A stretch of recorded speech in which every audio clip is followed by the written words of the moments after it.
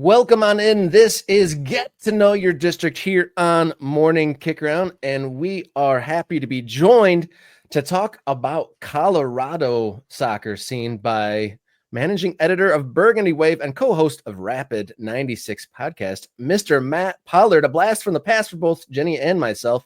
How you doing bright and early out in Colorado, Mr. Pollard? We got his audio up. I mean, I know we have him here. I think I see him there, but for whatever reason, we're not hearing Matt. Can you hear me now? There we go. Hey, Matt, how Okay. are you? I'm okay. Technical difficulties notwithstanding. And Jason, given how much you were going off on the officiating, reluctantly excited to talk about a game that did not have any officiating controversies involving the Colorado Rapids' worst performance of the season. Wow. Okay. You want to start there? Obviously, the excitement going into the game was based on Paxten Aaronson signing this deal, and we talked a lot about it last week. And you know, as much as there's that element of the American soccer fan base who doesn't get it, I think we all tried to, at least here on the show, when I was on the radio, try to figure out, okay, what is this about? And Paxten himself had some interesting comments about, you know, the quality of his life and things he wanted to try to achieve in Colorado. So excitement, and then we got you saying the worst performance of the year. Go ahead and give us a fuller explanation of why that was so bad. I mean, the LA Galaxy rolled out their B team. They had two kids who couldn't get on the field for what's possibly the worst LA Galaxy team ever, albeit with a bunch of caveats given LA Galaxy's game and situation with Ricky Puig. And they got spanked 3-0 in a game in which they didn't really look up for it.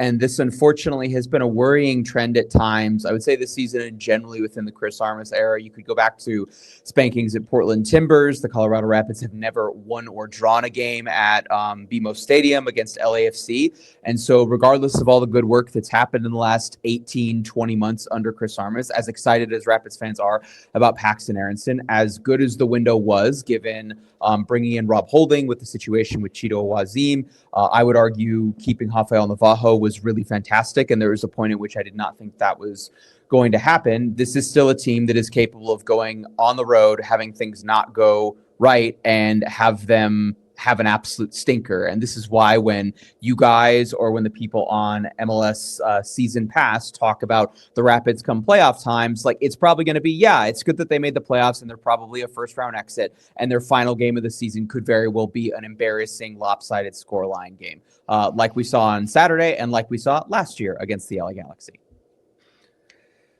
So in my mind, the Paxten Aaronson signing was a surprise. How was it on boots on the ground in Colorado? What was the reaction to the signing, and is this what Colorado needs?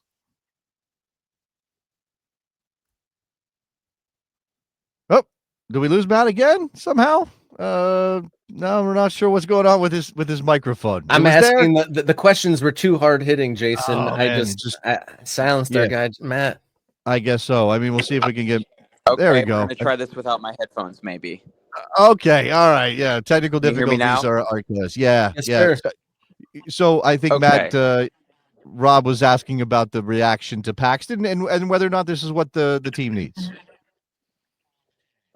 I think this is what the team needs in short tactically, because I think Paxten is a better fit slightly stylistically than Georgi Mihailovic. I think Mihailovic is a better free kick taker and is better in some of those critical moments where you just need a moment of individual brilliance and quality in order to score goals in big games against big opponents. I think if you look at some of the advanced metrics as far as what Georgie was looking like from a pressing standpoint, that had regressed a little bit. And if you just look at the first couple of games he's had with Toronto, he's had less defensive off the ball responsibilities than he has in the game model with Chris Armas here in Colorado. I think if you look at both of the Aaronson brothers, they're both pressing monsters. And then if we just compare the two players, not who they are today, but who they were when they signed. So Georgi Mihailovic, January of last year, Paxten Aaronson today, and you look at what they did in the previous European season, Georgi Mihailovic had trouble getting off the bench for a mid-table AZ team. Paxten Aaronson was a candidate for Young Player of the Year in Eredivisie, and he scored 15 goal contributions in a league that over-indexes on young players and over-indexes on attacking players. We can have a conversation about what this meant for him leaving Utrecht, and I'm sure I've already gotten another mention this morning over on the alternative to Blue Sky from the various USMNT bros who think that this is the Rapids, intentionally psyop tanking the U.S. men's national team.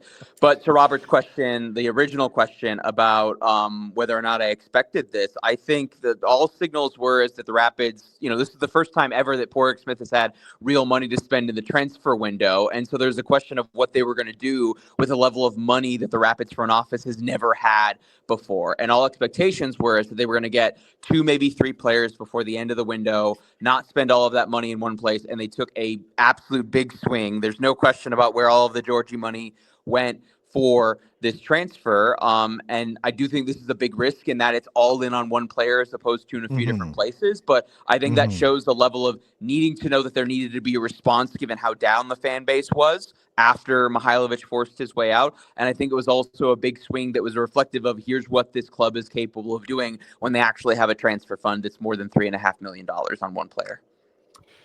Yeah, that's the thing. This is out of character on some level. I mean, obviously the Georgie signing was sort of a different kind of approach. I mean, look, I don't know. I never know what to make of the Rapids in terms of where they fit into the financial statuses of Major League Soccer, Matt. I mean, we know that there's big money behind the club that doesn't get spent on the club. Spent on Arsenal. Constantly. Well, that's yeah, exactly, right. And so that thing of like where they're not a poor club, but they don't act like a rich club either. No. This is money that is, you sold to buy in this case. Now, I can sort of understand the logic of it. He's a younger player. His numbers are actually better in the Eredivisie than Georgie's were when he arrived. You can center your attack around him for years to come, but if you don't give him pieces around him to complement him, then it's ultimately not going to matter. And that's certainly some of the reaction I've seen when I've talked to people is, okay, this is great, but you could have gotten 2 or 3 players of a pretty high level for Major League Soccer and maybe been a better team overall. So it's kind of hard to sell it as a marketing ploy because Paxten doesn't have that big a profile, Matt, but that is partly what I'm looking at here. I think those are all really good points, Jason. The Holding the High Line, my Rapids podcast, our unofficial movie for the podcast is Moneyball, and so we've said regularly over the course of the last couple episodes, replacing Georgi Mihailovic in the aggregate. So yeah, I agree that it's taking a big swing on one centerpiece, and whether or not you can have good role players around him. Rafael Navarro could break Diego Rubio's 2022 record for goals in a single season for the Rapids. He's got, 6 games left to do that. So I think that's a good piece to have around him.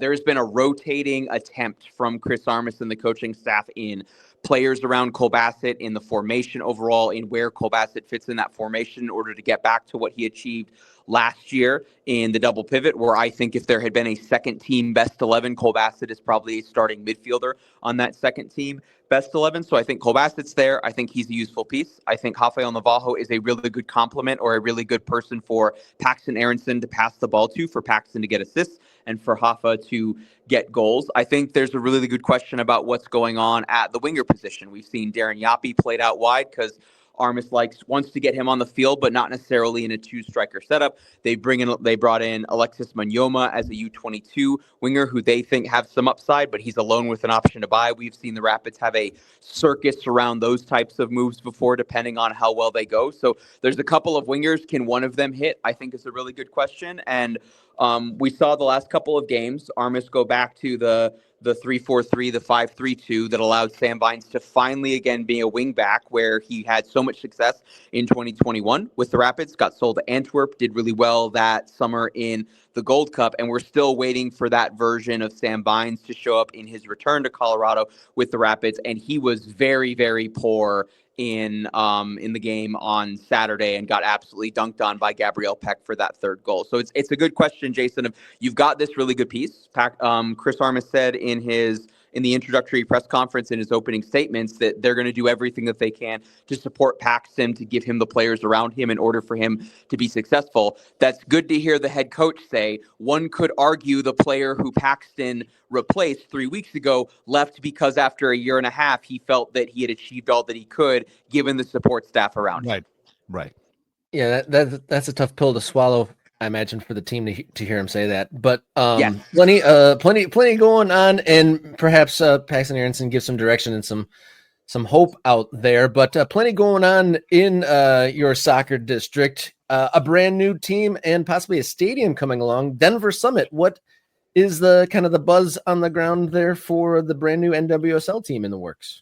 As was said in their kickoff party that they had at McGregor Square next to Coors Field, NWSL is vibes, and Denver Summit have absolutely been vibes. Really, really like the Nick Cushing hire. Experience in American soccer, lots of experience in the women's game over in England, and two of the players that they've already signed already have kind of, if you look stylistically, are similar to what City women's team tried to achieve as well. So I think there's a really clear tactical identity there. They're a little bit further behind compared to Boston Legacy. If we're just comparing expansion teams, Nick Cushing was a later hire than Boston Legacy's head coach. They've only signed 2 players so far here for Denver Summit. So I do think there's a lot of work for them to do on the technical side. On the community engagement side, they've absolutely knocked out of the park. Everything that they're doing with the local youth girls academies as well, Colorado Rush, where Lindsay Heaps was at. And then I can't remember who was at Real Colorado is the other one. Really exciting situation going on with their stadium, taking over kind of a brownfield site that existed, just a few miles south of downtown. So Jason, I've been on before where we talked about, fans having to go out to Commerce City. And if you just look at the public events that they've had around Denver Summit as well, it's been there's clearly people wearing Rapids gear. There's people who I see at Rapids games, who I see at the C38 supporters group tailgates. There's also very clearly people who are there who don't go to a lot of Rapids games. I talk to a lot of people who are more into the women's youth setup, or it's moms who coach their daughters in AYSO, that kind of a setup. And so I think clearly Denver Summit is tapping into a different demographic who'd be more interested in a women's team than in a men's team. And there's very clearly a subset of the Denver Summit curious people who are not automatically Rapids people. And that kind of that's a further indication that there's clearly a soccer hotbed and a soccer market. The Summit having none of the negative history of the Rapids and being out in Commerce City and attached to KSE are tapping into. And surprise, you put a women's professional team in a city that is a hotbed for youth women's development. There's a lot of young girls who want to go out to those games, and they're interested in the team in ways that they're not interested in a men's professional team. Mallory Swanson is from Colorado. I believe played at Real Colorado. Yes. I think Sophia Smith is also a Real Colorado alum. So there's talent that comes out of Colorado that has impacted the national team in massive ways. And absolutely having a women's team in the city can be a focal point for that. I don't want to make it about the MLS team, Matt, but since you brought it up, I mean, this is just going to exacerbate that frustration, though, over what the Rapids are relative to the scene in Colorado. If the women's team just says, you know what, we're going to do this, we're going to connect with the community, and we're going to be obviously in the environs of Denver rather than way out in this removed location. I mean, again, I don't want to make it about the Rapids, but certainly that's going to be a talking point for Rapids fans, I imagine. This has been a question that I've had going on basically since once we knew that Denver Summit was going to launch next year, same year in which we'll be having a men's World Cup hosted here, one in which I would argue outside of Zach Steffen, I'm not sure there's a realistic path right now for a Rapids player to be on the team for Mauricio Pochettino. And yeah, the question, Jason, has been, is this a rising tide lifting all boats, or is there a point at which there's going to be competition for market share? And there are a lot of Rapids fans right now who put down deposits for season tickets at the Summit. We'll have to see how the schedule looks like in most other markets to where there's shared space between an NWSL and an MLS team, even without the same ownership group. They've spread out in terms of when there are home games, or, it's a Saturday night for the MLS team, a Sunday afternoon for the NWSL team. But yeah, there's going to come a point, given, the rising cost of rent locally here, in which somebody's going to have to choose, do I go half season for both? Do I keep whole season for one. What does that look like? And I think Sunday afternoons, particularly if you're into the youth soccer setup here in Colorado, I think is more amicable as well. So what that looks like, I think is a really, really good question. The most liked comment on the Colorado Rapids subreddit the afternoon of the Georgi Mihailovic news. So a couple of Mondays ago, whenever we got that Bogert bomb, the most liked comment on the Rapids subreddit was Denver Summit is going to eat the Rapids alive. Now, things can change in a 10-day period, and Paxten Aaronson certainly helps out with that, and the Rapids are feeling better, and, they could I think the Rapids will make the playoffs. Whether or not they advance in the playoffs for the first time since 2016 is a good question. I do think it'll be a little bit, not a slow burn for Denver Summit, but the fact that they're starting out in a temporary stadium, smaller capacity, and then are going to have more of a hard launch when they open up. I think it's 2027 or 2028 they're targeting for the Broadway and I-25 stadium location. But yeah, I think there's a very real possibility that Summit starts to outshine the Rapids, and we're 30 years into the Colorado Rapids, and despite just retiring Marcelo Balboa's number and just signing their biggest signing ever in terms of financial input, are still working for relevance in an increasingly crowded sports market. Mm-hmm. Plenty going on out there in Colorado, plenty of talking action, but to kind of my C question, this could be a whole nother segment entirely, but were you surprised, pleased, or discouraged that the Northern Colorado Hailstorm is listed to play a NISA tournament this fall? Robert, I'm glad that they exist. We've seen so many times in which a USL team has struggles or a situation going on with ownership, and they say, guys, we're not folding, or they say, oh, we're just going to take a hiatus, and then we never hear from them again. So the simple fact that the club still exists, I think, is a net positive, even if it's, dropped down below third tier in the American soccer pyramid. The leagues for clubs, I think, was an interesting idea, but I think very clear was much more amateur. And then at that point, you're competing with Harpo's and FC Denver and those kind of clubs, and that's allowed to exist, but that's a far cry from winning, your first ever cup competition in the USL. I think they're kind of made for each other, if you're being honest, Robert, because before this news came out, I forgot that NISA existed, and I'm still not sure that NISA isn't a lifestyle and merch brand as opposed to an actual soccer league with actual clubs. So there's still a lot of legal stuff that has to go on there. I have a good relationship with the ownership group in terms of how nice they've treated me as a member of the media. A couple of checks bounced, and there's some legal stuff to be dealt with, and I am not a bankruptcy or foreclosure person necessarily. Worst case scenario in this, the sports teams associated with that facility, Future Legends up in Windsor, Colorado, I think quietly disappear in the winter, and then somebody, hopefully the community, is able to buy up the land and repurpose it. And if nothing else, it will be easier for a kid in Windsor to go play soccer on a Wednesday night, and that will be a net positive for the game in the Front Range of Colorado. Fantastic stuff. You've been hearing the voice of 2024 Western Conference Beat Writer of the Year, Matt Pollard.